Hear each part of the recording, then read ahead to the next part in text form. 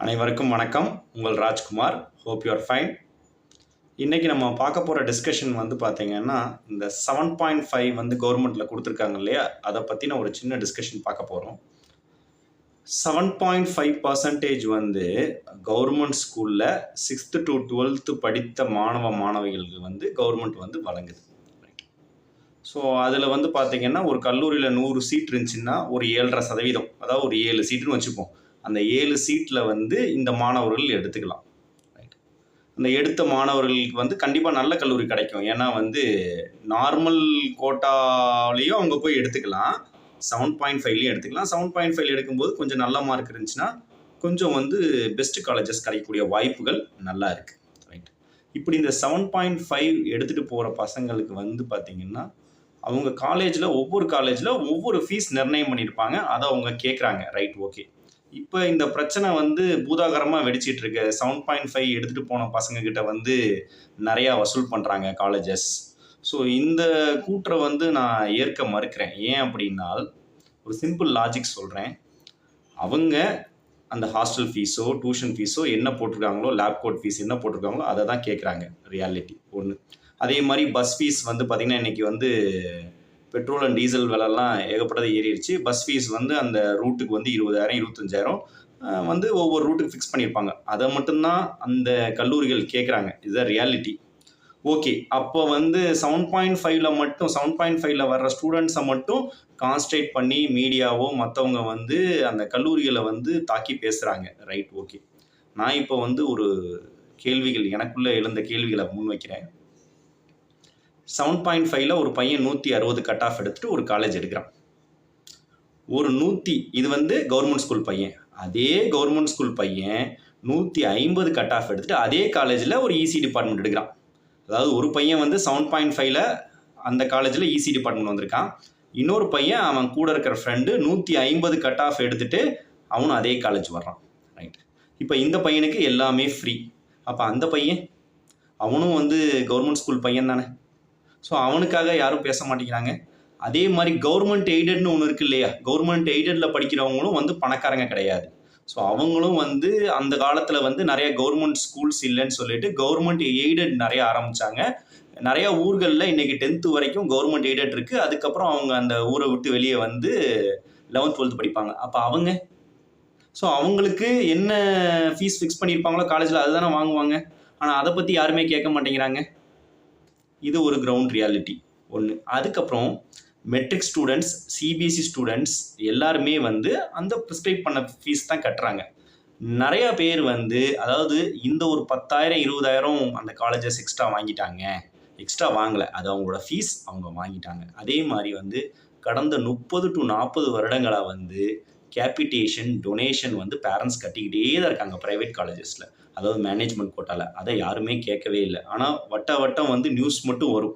என்ன நியூஸ் வரும்னா அந்த அட்மிஷன் டைமில் பார்த்திங்கன்னா பெரிய அமௌண்ட் எல்லா மேனேஜ்மெண்ட்டும் வாங்குறாங்க அப்படின்ட்டு. ஆனால் எந்தெந்த காலேஜஸ்னு யாரும் வெளியிட மாட்டாங்க, யார் எவ்வளோ கொடுத்துருக்காங்கன்னு சொல்ல மாட்டாங்க. ஆனால் அது வாங்கிக்கிட்டே தான் இருக்காங்க. அதுக்கான 2010லையோ 11லையோ கவர்மெண்ட் போட்டிருக்கு, ஜிஓ போட்டிருக்கு கேபிட்டேஷன் டொனேஷன் வாங்கக்கூடாதுன்னு. ஆனால் இன்ன வரைக்கும் வாங்கிட்டு தானே இருக்காங்க. அதை யாராலையும் தடுக்கவே முடியலையே. சிபிஎஸ்சி ஸ்டூடெண்ட்ஸும் மெட்ரிக் ஸ்டூடெண்ட்ஸும் கவர்மெண்ட் எய்டடும் கவர்மெண்ட் ஸ்கூல் பசங்க எல்லாருமே நல்லா படிக்கக்கூடிய சில பேர் அந்த எக்ஸாமில் ஒரு சரியாக பெர்ஃபார்ம் பண்ண முடியாமல் இருப்பாங்க. +2 எக்ஸாமில் சில பேருக்கு உடம்பு சரியில்லாமல் போயிருக்கும். சில பேர் உண்மையிலே நல்லா படிக்கக்கூடிய திறனை இருப்பாங்க. ஒரு டென்ஷனில் அந்த எக்ஸாமில் மார்க் கம்மியாக இருப்பாங்க. அவங்களுக்குமே நீங்கள் போயிட்டு ஒரு மேனேஜ்மெண்ட் சீட்டு ஒரு 180க்கு ஒரு பையனுக்கு கிடைக்குது, ஒரு காலேஜ் கிடைக்குதுன்னா அந்த பையன் ஒரு 176 எடுத்திருந்தானா அந்த 4 மார்க்குக்காக அந்த பையன் 8 லட்சம் 9 லட்சம் கட்டுறான். இது நியாயமா? இதை பற்றி யாருமே வாயை திறக்க மாட்டேங்கிறாங்க. இந்த 7.5ல் போகிறவங்கள மட்டும்தான் பேசுகிறாங்களே தவிர 7.5 தவிர்த்து அதே ஸ்கூலில் படிக்கிற கவர்மெண்ட் ஸ்கூல் பசங்க, கவர்மெண்ட் எய்டட் மாணவிகள், மெட்ரிக், சிபிஎஸ்சி இவங்க எல்லாருமே தமிழ்நாட்டில் தான் இருக்காங்கன்னு கொஞ்சம் நினைவுபடுத்திக்கணும். ஏன்னா கவர்மெண்ட்டுங்கிறது நாட் ஒன்லி ஃபார் அந்த 7.5 ஸ்டூடெண்ட்ஸ்க்கு மட்டும் கிடையாது. நலிந்த பிரிவினர் எல்லாருமே அரசுடைய மாணவர்கள் தான். அதே மாதிரி இவங்க எல்லாருமே காசு கட்டிட்டதுனால அந்த 150 எடுத்த கவர்மெண்ட் ஸ்கூல் பையன் அவன் ஃபுல் ஃபீஸ் கட்டிட்டதுனால அவன்கிட்ட காசு இருக்குன்னு அர்த்தம் கிடையாது. அதே மாதிரி மெட்ரிக்ல வந்து படிக்க வைக்கிறவங்க காசு இருக்குன்னு அர்த்தம் கிடையாது. சிபிஎஸ்சியில் படிக்க வைக்கிறவங்க காசு இருக்குன்னு அர்த்தம் கிடையாது. ஒரு ஒரு 60 சீட்டில் 39 சீட் கவுன்சிலிங் போகுதுன்னா மீதி 21 சீட் வந்து மேனேஜ்மெண்ட் கோட்டா போகுதுன்னா அந்த 21 சீட்டில் 21 சீட்லேயும் 10 லட்சம் 8 லட்சம் கட்டுறவங்க பணம் படைச்சவங்க கிடையாது. அதில் ஒரு 75% கட்டுறாங்கனாலும் மீதி ஒரு 4 to 5 மெம்பர்ஸ் வந்து அவங்களால காசு கட்ட முடியாமல் தான் கட்டுறாங்க. உங்களுக்கு ஒரு நல்ல கோர்ஸ் வேணும், நல்ல காலேஜ் வேணும். இதை ஏன் வந்து பார்த்தீங்கன்னா சரிவர ஒரு இந்த மேனேஜ்மெண்ட்டுக்கே ஒரு கவுன்சிலிங் நடத்தி அதே மாதிரி நல்ல மார்க் உள்ளவங்களுக்கு அந்த மேனேஜ்மெண்ட் கோட்டா ஃபீஸ் வசூல் பண்ணிக்கோங்க, அது பிரச்சனை இல்லை. இந்த டொனேஷன் கேபிடேஷன் இருக்குது பார்த்தீங்களா, அது பெரிய லெவலில் கடந்த 2-3 வருடமாக இன்னும் பெரிய லெவலில் போயிட்டு இருக்கு. இந்த சிஎஸ்சி, ஏஐடிஎஸ், சிஎஸ்பிஎஸ், ஏஎம்எல் இந்த மாதிரி கோர்ஸுகளை வச்சு பெரிய லாபியே போயிட்டு இருக்கு. அதை எந்த ஊடகமோ இல்லை வேற யாரும் வந்து நடுநிலையாளர்களோ யாருமே பேச மாட்டேங்கிறாங்க. இந்த 10,000 20,000 எக்ஸ்ட்ரா கேட்டதை வந்து பேசிக்கிட்டே இருக்காங்க. எத்தனையோ கல்லூரிகள் அதாவது 440க்கு மேலே கல்லூரிகள் இருக்கு. 100 கல்லூரிகளுக்கு மேலே நல்லா சர்வீஸ் பண்ணிட்டு டொனேஷன் வாங்காமல் பண்ணுறாங்க. அந்த டொனேஷன் வாங்காமல் பண்ணுற கல்லூரிகளை யாரையாவது பட்டியலிட்டு என்னைக்காவது சொல்லியிருக்காங்களா யாராவது? டொனேஷன் இல்லாமல் நிறைய சவுத்ஸில் நிறைய காலேஜஸ் பண்ணுறாங்க வந்து நார்மல் ஃபீஸ் மட்டும் வாங்கிக்கிட்டு. ஸோ அவங்கெல்லாம் லைம் லைட்குள்ளேயே வர்றது கிடையாது. பேரண்ட்ஸும் வந்து பேரண்ட்ஸாக போய் சேர்க்கறது ஒரு ரகம். பேரண்ட்ஸுக்கிட்ட நிறையா ஏஜென்ட்ஸு கன்வின்ஸ் பண்ணி இந்த காலேஜ் நல்லாயிருக்கும், 10 லட்சம் டொனேஷனுங்க, சீட்டு கிடைக்காதுங்க, முன்னாடியே வாங்க முடிஞ்சிடும் அப்படியெல்லாம் சொல்லி நிறைய பேர் வந்து சேர்த்து விட்றாங்க. அதை பற்றி எந்த ஒரு பேச்சும் பொருளும் ஈடுபடுறது கிடையாது, சொல்கிறது கிடையாது. அதே மாதிரி சிபிஎஸ்சி ஸ்டூடெண்ட்ஸும் தமிழ்நாட்டில் இருக்கவங்க அவங்க ஒரு 24,000 பேர் வந்து இந்த வருஷம் எழுதியிருக்காங்க. சிபிஎஸ்சி ஸ்டூடெண்ட்ஸோட கொஷின் பேப்பரும் கொஷின் செட்டப்பும் ரொம்ப கஷ்டமாக இருக்கும். அதாவது கவர்மெண்ட் ஆனால் 2 பேருமே ஒரே கவுன்சிலிங் தான் அட்டன் பண்ணுறாங்க. ஸோ அவங்களுக்குன்னு ஏதாவது ஒரு ப்ரொவிஷன் பண்ணியிருக்கோமா? சிபிஎஸ்சியில் படிக்கிற ஸ்டூடெண்ட்ஸ் எல்லாருமே என்ன நினச்சிட்டாங்கன்னா வந்து பணக்கார பசங்க தான் சிபிஎஸ்சியில் படிக்கும், அப்படி கிடையாது. நாங்கள் படிக்கும்போது அந்த காலத்தில் மெட்ரிக் இருந்த மாதிரி இப்போ இந்த சிச்சுவேஷனில் எல்லாருமே சிபிஎஸ்சியில் படிக்க வைக்கிறாங்க. சிபிஎஸ்சியில் படிக்கும்போது அந்த காலத்தில் மெட்ரிக் இருந்த மாதிரி இப்போ இந்த சிச்சுவேஷனில் எல்லாருமே சிபிஎஸ்சியில் படிக்க வைக்கிறாங்க. சிபிஎஸ்சியில் படிக்கிறவங்களும் தமிழ்நாட்டு மாணவர்கள் தான்.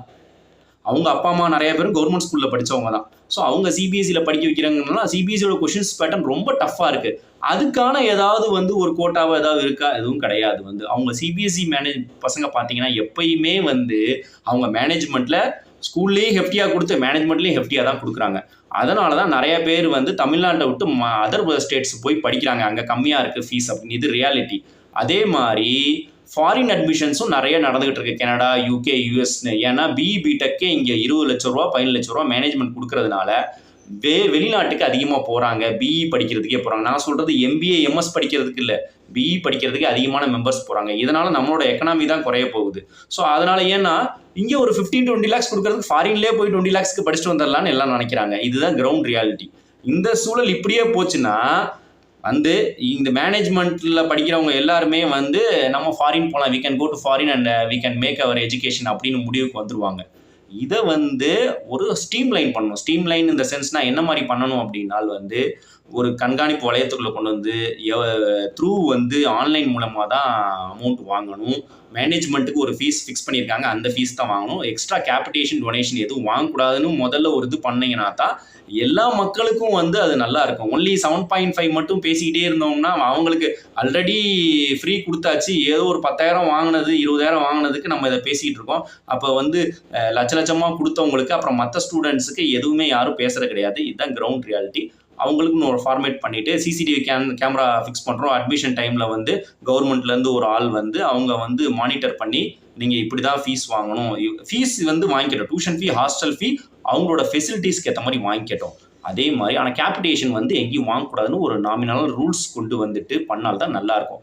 வேணா கேபிடேஷன் வேணால் அதர் ஸ்டேட் ஸ்டூடெண்ட்ஸ்க்கு வாங்கிக்கிட்டோம், கேரளா ஸ்டூடெண்ட்ஸ்க்கோ ஆந்திரா ஸ்டூடெண்ட்ஸ்க்கோ இல்லை நார்த்லேருந்து வர்றவங்களுக்கு கூட வாங்கிக்கிட்டோம். தமிழ்நாட்டில் படித்தவங்களுக்கு தமிழ்நாட்டில் இருக்க காலேஜஸுக்கு அவங்களுக்கு கேபிடேஷன் வாங்கக்கூடாதுங்கிறது தான் என்னோட இது. அதுவும் ஒரு நல்ல மார்க் எடுத்த பையன், ஒரு 5 மார்க்ஸ் 6 மார்க்ஸ் மிஸ் ஆன பையன் கூட 8 lakhs 9 lakhs கட்டுறான். அதை பற்றி எதுவுமே பேசுறது இல்லை. பேரண்ட்ஸும் வந்து பெரிய காலேஜில் நமக்கு சீட் கிடைக்குதுன்னு கட்டிட்டு போகிறாங்க. அதுக்கப்புறம் அவனுக்கு வேலை வாய்ப்பு கிடைக்காதப்ப தான் தெரியுது, நிறைய பேருக்கு வேலை வாய்ப்பும் கிடைக்கிறது கிடையாது. ஸோ கிடைக்கிறப்ப தான் தெரியுது வந்து அவன் வந்து கட்டின அமௌண்ட்டும் வேஸ்ட் ஆகுது அப்படின்ட்டு. அதே மாதிரி எந்த ஒரு எக்ஸ்ட்ரா கேரும் கிடையாது. 10 லட்சம் 8 லட்சம் கிடைக்கிறீங்கன்னா வந்து கவுன்சிலிங்கில் எடுத்த பையனுக்கும் மேனேஜ்மெண்ட்டில் எடுத்த பையனுக்கும் எக்ஸ்ட்ரா ஸ்பெஷல் கேர், இவங்களுக்குன்னு செப்பரேட் கம்பெனிஸ் அப்படிலாம் கிடையாது. ஒரு காலேஜில் 10 கம்பெனி வருதுன்னா அதே 10 கம்பெனி தான் மேனேஜ்மெண்ட்டுக்கு எடுத்த பையனுக்கும் சரி, கவுன்சிலிங் எடுத்த பையனுக்கும் சரி. என்னோட கைண்ட் அட்வைஸ்னால் பேரண்ட்ஸுக்கும் நான் வந்து சொல்ல வர்றேன், நீங்களும் வந்து அந்த பையனை வந்து நல்லா படிக்க வச்சு நல்ல மார்க், அந்த மார்க்குக்கு என்ன காலேஜ் கிடைக்குதோ அதில் சேர்த்து அவன் திறமையை வளர்க்க பாருங்க. தவிர நீங்கள் போயிட்டு முன்னாடியே 4-5 மாதத்துக்கு முன்னாடியே மேனேஜ்மெண்ட்டில் இந்த சீட்டு தான் வேணும்னு நீங்கள் கேட்கறதுனால அவங்களும் அந்த ரேட்டை ஏற்றுறாங்க. ஸோ அதனால் நீங்கள் உங்கள் சைடும் இதை அவாய்ட் பண்ணிக்கிட்டு நல்லா எப்படி நம்ம வந்து நம்ம ஸ்கில்ஸை இம்ப்ரூவ் பண்ணுறது அப்படின்னு நிறைய கோர்சஸ் ஆன்லைனில் அவைலபிளாக இருக்குது. அதுக்கு நீங்கள் காசு கட்டி கூட படிச்சுக்கலாமே தவிர, சைபர் செக்யூரிட்டி பற்றி கோர்சஸ் இருக்குது, ஏஐடிஎஸ் பற்றி கோர்சஸ் இருக்குது, சிஎஸ்சி, பைத்தான், ஜாவா எல்லாத்தையும் பற்றின நிறைய கோர்சஸ் அவைலபிளாக இருக்குது இன்டர்நெட்டில்.